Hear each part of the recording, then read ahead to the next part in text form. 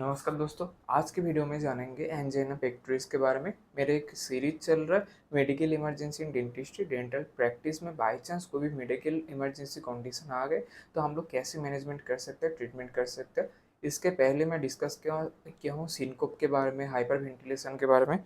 और एजमा हुआ by chance patient waiting area में या वॉकिंग करते करते उस टाइम में हुआ तो कैसे हम लोग मैनेज कर सकते हैं। हर एक डेंटल स्टूडेंट को इसके बारे में अच्छे से आइडिया होना चाहिए। तो चैनल के अंदर जाके एक प्लेलिस्ट है मेडिकल इमरजेंसी इन डेंटिस्ट्री, उस प्लेलिस्ट में एक एक करके सब कुछ अच्छे से देख सकते हैं। तो आज का हम लोग का जो वीडियो का है टॉपिक वो है एंजाइना पेक्टोरिस। पहले हम जानेंगे एंजाइना पेक्टोरिस क्या है, उसके बाद जानेंगे क्या क्या साइन सिम्टम्स क्लिनिकल फीचर्स सब देखते ही जान जाएंगे। डिफ्रेंशिएट करने से आपको पता चल जाएगा कि सिनकोप हुआ है, क्या एंजाइना पेक्टोरिस हुआ है, क्या हाइपरवेंटिलेशन हुआ है, क्या अलग कुछ है एनाफाइलेटिक शॉक। तो क्या क्या साइन सिम्टम्स क्लिनिकल फीचर्स देखेंगे और क्या क्या रीजंस के वजह से ये होता है और हम लोग इसका कैसे ट्रीटमेंट कर सकते हैं, मैनेजमेंट कर सकते हैं, इसके बारे में धीरे धीरे एक एक करके जानेंगे। तो मैं बहुत अच्छे से कुछ कुछ बुक्स टुक्स लेके नोट्स टोट्स बना एक एक करके पॉइंट डिस्कस करते जाएंगे, उसके बारे में और भी जानते जाएंगे। तो एंजाइना पेक्टोरिस इसके बारे में मेन जो टर्म है मेनली जो आता है लैटिन वर्ड से। एंजाइना मतलब सार्डिन पेन और पेक्टोरिस मतलब इन द चेस्ट रीजन।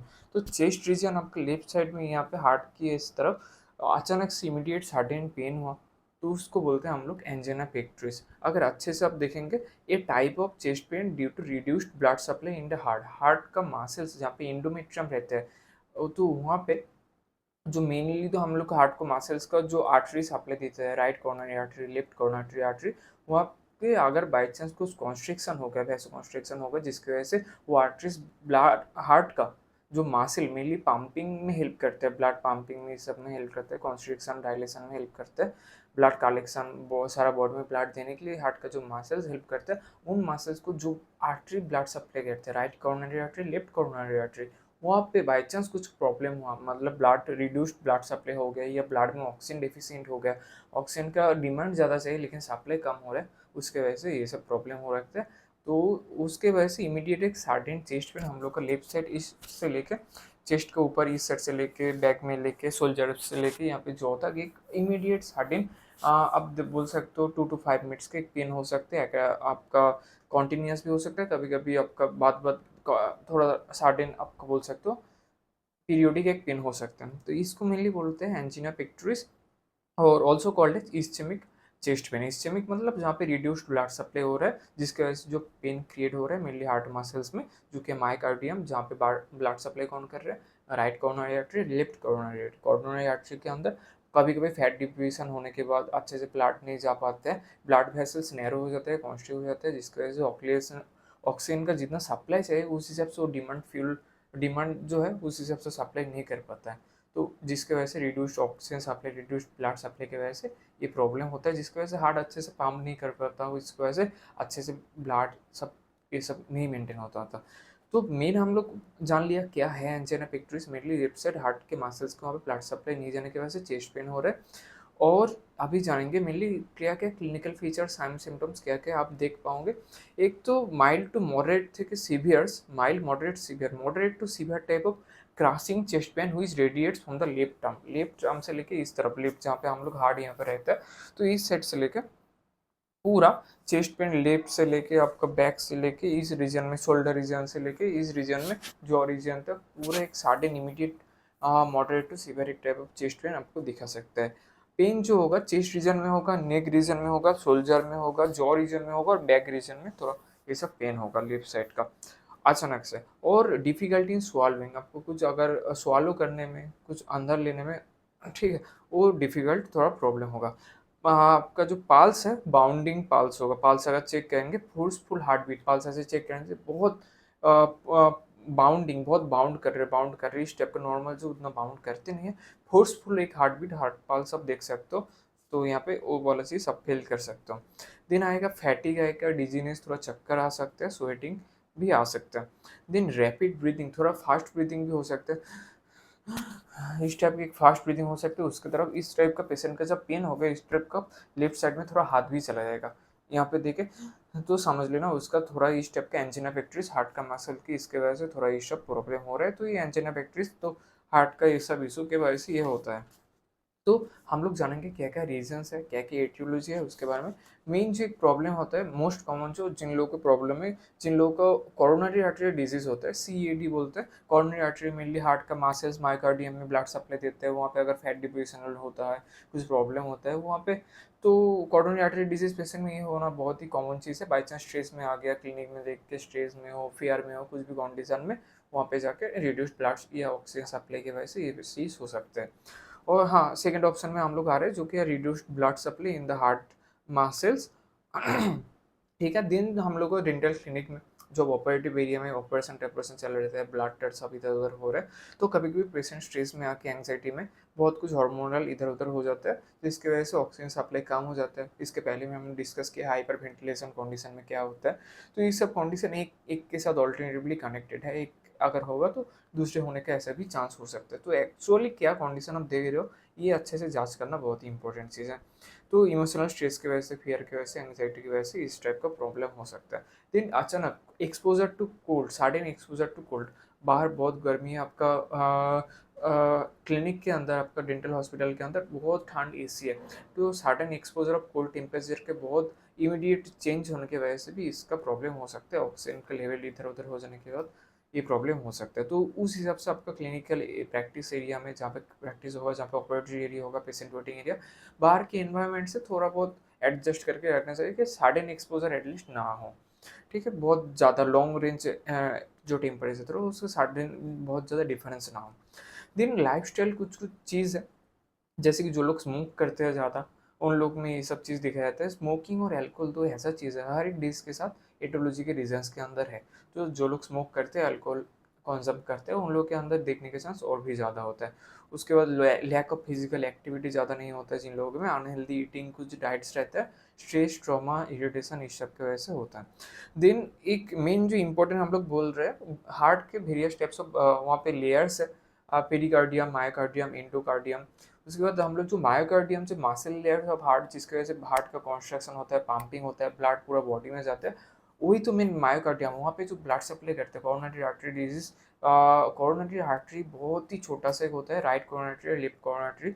वहाँ पे फैटी सब्सटेंस बाई चांस, जिन लोगों का लिपिड प्रोफाइल थोड़ा ज़्यादा रहता है, लिपिडेमिया रहता है, उन लोगों में फैटी सब्सटेंस कॉल्ड प्लेक, वो आर्टरी के अंदर थोड़ा थोड़ा करके एक्यूमुलेट होने के बाद आर्टरी को थोड़ा नैरो कर देता है, जिसकी वजह से अच्छे से ब्लड का जो इतना सा एक समझ लिए इतना डायमीटर होता है आर्टरी का, वो आसपास यहाँ प्लेक प्लेक जम के उसका छोटा हो जाएगा, जिसकी वजह से जितना ज़्यादा जाना चाहिए था ब्लड के अंदर ऑक्सीजन जाना चाहिए था, उस हिसाब से डिमांड के हिसाब से उतना सप्लाई हो नहीं पाता है, जिसकी वजह से ये प्रॉब्लम होता है। तो fatty substance called plaque narrows the artery that supply the blood to the heart, जो हार्ट को ब्लड सप्लाई करता है, उस आर्टरी ब्लॉकेज होने की वजह से ये मेन प्रॉब्लम होता है। और वो आर्टरी क्या है? Coronary artery, right coronary artery, left coronary artery.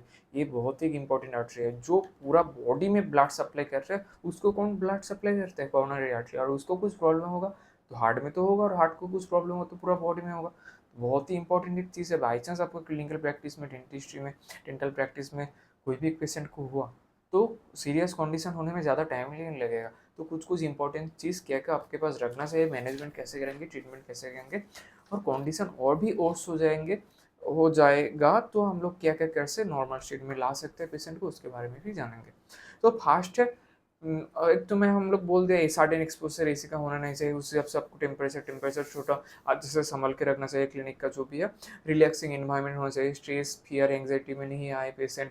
जहाँ पे operative area, patient waiting area, consulting area, थोड़ा बहुत सर्टेन कार्टन से लेके थोड़ा आपका पर्दा से लेके थोड़ा लेयर रहना चाहिए, कि इमीडिएट कोई पेशेंट आके डायरेक्ट वो सब देख के फियर, एंग्जाइटी, स्ट्रेस में जाके ये सब कंडीशन में ना आए। देन बाई चांस हो गया पेशेंट को, तो इमीडिएटली जो भी आप ट्रीटमेंट कर रहे हो, एक्सट्रैक्शन के लिए कुछ भी ट्रीटमेंट, वो आपको सडन स्टॉप करना है। मेन जो मेडिसिन दिए जाते हैं सबलिंगुअल रूट में, मतलब आपका टांग के नीचे एक मेडिसिन दिया जाता है, जिसको बोलते हैं ग्लिसराइल नाइट्राइट। तो ग्लिसराइल नाइट्रेट बहुत एक इंपॉर्टेंट चीज़ है। इसके इस ड्रग्स के बारे में जानेंगे हम लोग जब सेकेंड ईयर में फार्माकोलॉजी पढ़ते हैं। फार्माकोलॉजी वेरियस सिस्टम्स में वेरियस टाइप्स ऑफ डिजीज होते हैं, मेन मेन कौन सा डिजीज के ऊपर कौन सा ड्रग्स दिया था इसके बारे में पढ़ते हैं। इसके पहले हम लोग डिस्कस किए थे ब्रोंकियल एजमा, एजमा के लिए क्या क्या ड्रग्स दिया था, वहाँ पे पूरा क्लासिफिकेशन एक एक करके डिस्कस किए थे। आज हम लोग आते हैं एंजाइना।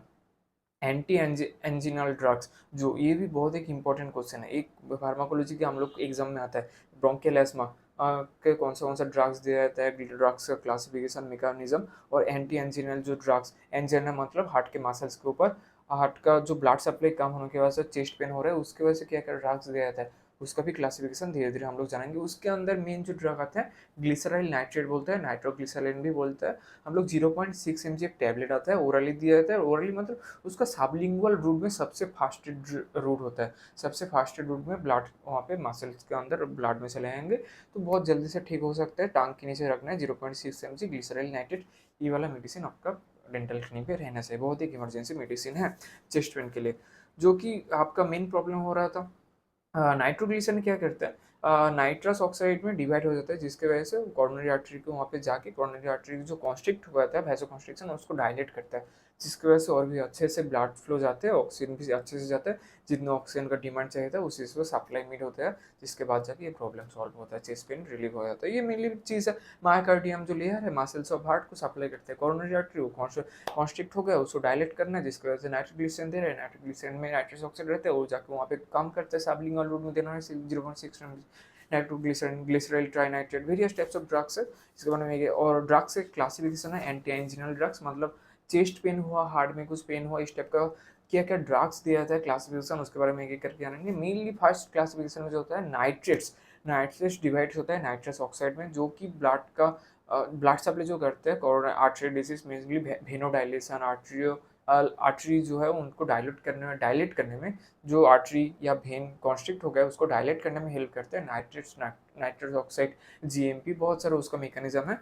तो मेनली नाइट्रोग्लिसराइन, जिसको ग्लिसराइल नाइट्रेट बोला जाता है, ये एकदम ड्रग ऑफ चॉइस बोल सकते हो इस टाइप को कुछ भी इसके लिए। उसके साथ आइसोसॉर्बाइट डाइनाइट्रेट या आइसोसॉर्बिट मोनोनाइट्रेट, इस टाइप का ड्रग्स भी दिया जाता है। देन सेकेंड में आता है बीटा एड्रेनर्जिक ब्लॉकर्स, जहाँ पे प्रोपानोनॉल, मेटोप्रोलोल, एटेनोलोल, इस टाइप का ड्रग्स दिया जाता है। देन आता है 3 नंबर में कैल्शियम चैनल ब्लॉकर, सीसीबी भी बोला जाता है। हर एक टाइप्स ऑफ ड्रग्स कैटेगरी का मैकेनिज्म और मैक्सिमम कुछ अलग होता है, कुछ अलग अलग मैकेनिज्म में दिया जाता है, लेकिन हर एक ट्रीटमेंट के लिए कुछ ना कुछ पार्टिकुलर एक ड्रग ऑफ चॉइस बोला जाता है। वो इस फील्ड में जो है वो है नाइट्रोग्लिसराइन, ये आपके पास रहना चाहिए। कैल्शियम चैनल ब्लॉकर्स में क्या है, निफिडिपाइन है, एम्लोडिपिन है, मेनली देखेंगे हार्ट के पेशेंट के लिए, जिन लोग का आपका ब्लड प्रेशर है, हाइपरटेंशन है, उन लोग के देखने एम्लोडिपिन ये सब टेलमिसर्टन का कॉम्पोजिशन देकर टैबलेट लेना पड़ता है, हार्ट के वहाँ पे अच्छे से प्रेशर ना पड़े इसलिए। देन 4 नंबर में आते हैं potassium channel opener, calcium channel blocker पढ़े थे, अभी हम लोग पढ़ेंगे potassium channel opener. Calcium, potassium, electrolytes balance, adrenal medulla cortex, adrenal gland, इसके बारे में हम लोग पहले डिस्कस किए थे, वहाँ पे जाके प्रीवियस वीडियो में जाके देख सकते हैं। तो इलेक्ट्रोलाइट्स का हम लोग को बॉडी में बहुत ही इंपॉर्टेंट फैक्टर है, और हम लोग कॉर्टिकॉइड्स, हम लोग कहाँ पे glucocorticoids, mineral corticoids, sex, salt और शुगर, ये तीन कहाँ कहाँ के हैं, एड्रिनल मेडुला, एड्रिनल कॉर्टेक्स, जोना ग्लोमेरुलसा, जोना फेसिकुलाटा, जोना रेटिकुलरिस, कौन सा क्या है आप कमेंट बॉक्स में लिखिए। तो ये बेसिक बेसिक चीज़ मेरे वीडियो में डिस्कस करते करते बहुत सारा रेंज ऑफ वाइड जिनिस एक एक करके इसके साथ वो लिंक करके डिस्कस करेंगे। आप कितना मैचअप कर सकते हैं कमेंट बॉक्स में लिख सकते हैं, आपको वीडियो कैसा लग रहा है ज़रूर लिखें। तो पोटेशियम चैनल ओपनर भी बहुत सारा इंपॉर्टेंट चीज़ है इलेक्ट्रोलाइट्स यहाँ पे। इसके एक एग्जाम्पल है नाइकोरैंडिल नाम के एक ड्रग्स, बहुत ही इंपॉर्टेंट है। Then platelet, anti platelet agent, platelet formation होने की वजह से, प्लेटलेट सेल्स वहाँ पे जाके अटैच होने की वजह से एंटी क्लॉट हो सकता है, क्लॉट होने की वजह से आर्टरीज कॉन्स्ट्रिक्ट हो सकता है। तो एंटी प्लेटलेट एजेंट आपको देना है जो क्लॉट आपको ना बांधे वहाँ पे आर्टरीज के अंदर, वेन्स के अंदर। तो एंटी प्लेटलेट एजेंट के अंदर लो डोज एस्पिरिन आता है, स्टैटिन्स आते हैं, ये सब ड्रग्स देके भी हम लोग ट्रीटमेंट किया जा सकता है। तो हम लोग इसके पहले डिस्कस किए थे, मेन जो मेडिसिन है ग्लिसराइल नाइट्रेट 0.6 mg सबलिंगुअल, मतलब टांग के नीचे रखना है, 5 मिनट्स के लिए रखना है। बाई चांस 5 मिनट्स के अंदर उसका फिर भी कम नहीं हुआ, फिर भी पेन हो रहा है, कंडीशन और भी वर्सन हो रहा है, तो क्या करना चाहिए उस टाइम में हम लोग को, तो एम्बुलेंस के लिए कॉल कर देना चाहिए, हॉस्पिटलाइजेशन के लिए। उस बीच में 100% ऑक्सीजन सेचुरेशन आपको मास्क के अंदर सिलेंडर से, तो ऑक्सीजन सिलेंडर रखना भी इंपॉर्टेंट चीज़ है, 100% ऑक्सीजन सेचुरेशन पूरा पेशेंट को देना है। देन आपका नाइट्रोग्लिसराइन हम लोग दे रहे हैं, उसके साथ साथ एस्पिरिन 300 mg ओरली टैबलेट भी देना है। ठीक है, एस्पिरिन का भी डोज देंगे कि एंटी प्लेटलेट एजेंट हम लोग वहाँ पे डिस्कस किए थे, बाई चांस इस प्रॉब्लम हुआ तो वो जाके ये वाला चीज़ सॉल्व कर देगा। देन उसका पेन हो रहा है, चेस्ट में पेन हो रहा है, पेन थोड़ा कम करने के लिए ओपियोइड्स एनाल्जेसिक भी देंगे, जिसके अंदर आता है हम लोग का मॉर्फिन आता है, कोडीन आता है। मॉर्फिन के बारे में हम लोग पढ़े थे, ओपियम पॉपी वो वाला चीज़ हम लोग एक्सट्रैक्ट करने के बाद मॉर्फिन वाला ड्रग एनाल्जेसिक में यूज़ करते हैं। तो ये कुछ कुछ चीज़ है। उसके अंदर हम लोग ओपियोइड्स एनाल्जेसिक के अंदर उसका और भी इंपॉर्टेंट ड्रग्स ट्रामाडोल, आजकल दिन में बहुत ज़्यादा पेन किलर की सभी ट्रामाडोल यूज़ किया जाता है। पहले तो एसिक्लोफिनाक, डाइक्लोफिनाक, पैरासीटामोल, फिर से भी पेन कंट्रोल नहीं हो रहा है तो ट्रामाडोल सबलिंगुअल रूट में कभी कभी दिया जाता है। तो ये कुछ कुछ चीज़ है। हम लोग बस एक टॉपिक में डिस्कस करेंगे ऐसा नहीं है, एक टॉपिक के अंदर जो जो चीज़ एक साथ कनेक्टेड है जितना हो सकता है हम लोग डिस्कस करने का कोशिश करते हैं। तो आज का वीडियो मिल लिया एंजाइना पेक्टोरिस, मतलब आपका हार्ट का यहाँ पे चेस्ट पेन हुआ बाई चांस कोई पेशेंट को, ऐसे करके इस टाइप का पीना अगर बाई चांस हो, हर एक चीज़ का मैंने इसके पहले डिस्कस किया था। एजमा का क्या कहा, एजमा की इस टाइप का, हाँ ठीक है, हाइपर वेंटिलेशन ऑलमोस्ट इस तरफ का, आपका सिनकोप का कुछ अलग तरफ का, आपका डिजीनेस आएगा, ये थोड़ा बहुत डिस्कस किया था। कुछ कुछ डिफरेंस होता है हर एक चीज़ में, तो वहाँ पे जाके आप देख सकते हैं। एक अच्छा सा प्ले लिस्ट है medical emergency in dental practice dentistry, play list में जाके एक एक करके सब कुछ देख सकते हैं, क्या क्या हम लोग को प्रॉब्लम हो सकते हैं। इमरजेंसी सिचुएशन के लिए हम लोग प्रिपेयर रहना चाहिए, रहेंगे तभी अच्छे से सॉफ्ट मैनेजमेंट कर सकते हैं, नहीं तो बाद में जाके हम लोग भी स्ट्रेस में आके एंजाइटी में आके कुछ गलत कुछ हो सकता है, ये नहीं होना चाहिए। इसलिए इमरजेंसी सिचुएशन के लिए हम लोग हर वक्त प्रिपेयर रहना चाहिए। इसलिए मैं एक प्ले लिस्ट अच्छे से बना रहा हूँ। अभी 4 टॉपिक कवर हुआ है, धीरे धीरे और भी टॉपिक डिस्कस करते रहेंगे। चैनल को सब्सक्राइब कर दीजिए, चैनल के अंदर जाइए, मुझसे अगर कुछ बात करना है, कांटेक्ट करना है, जो मेरा personal WhatsApp number description box में है, नाम पर सेव करने के बाद मुझे व्हाट्सएप में डीएम कर सकते हैं। और ऑनलाइन में 1-to-1 कंसल्टेशन भी देता हूँ, मुझसे अगर बात करना चाहते हैं कंसल्टेशन ले सकते हैं वेरी मिनिमम प्राइस में। वीडियो कोर्स के बारे में जानना चाहते हैं या और डेंटल ओरल से रिलेटेड कुछ भी कंसल्टेशन चाहिए उसके बारे में भी जानना चाहते हैं, मेरे व्हाट्सएप नंबर पर डिस्क्रिप्शन बॉक्स में दिया है, कॉमेंट बॉक्स में दिया है, वहाँ पर जाकर मुझे टेक्स्ट कर सकते हैं। तो आज की वीडियो यहाँ पे खत्म करते हैं, मिलते हैं आपके साथ नेक्स्ट वीडियो में। नमस्कार।